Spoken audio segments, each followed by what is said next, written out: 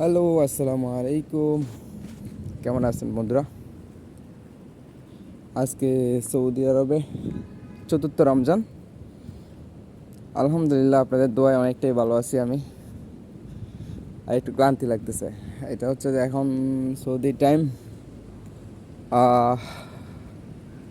দুপুর 1:30 বাজে, মানে 1:38, প্রায় 2টা বাজবে।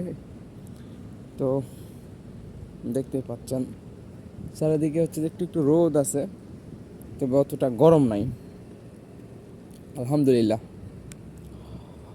আসলে রমজানের এই বিকাল টাইমটা বা দুপুর টাইমটা একদমই পুরা নিস্তব্ধ।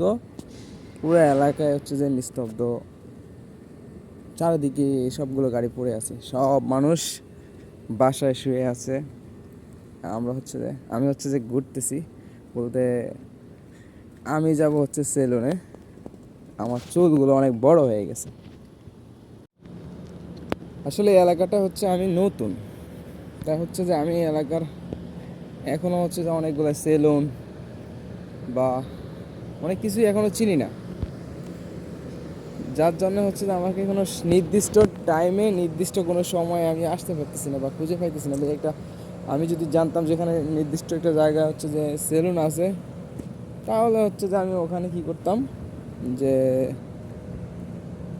ওখানে গিয়ে হচ্ছে যে টাইম মতো ওখানে যাইতাম, গিয়ে হচ্ছে যে সেলুনটা পাইতাম। এখন এখানে সেলুন আমি একটাও দেখি না আশেপাশে। একজন বললো যে এদিকে ভিতরে কোথায় যেন আছে, খুঁজতেছি আজকে সেলুন, জানি না সেলুনটা পাবো কিনা। মানে খুব ক্লান্ত লাগতেছে এমনিতেই,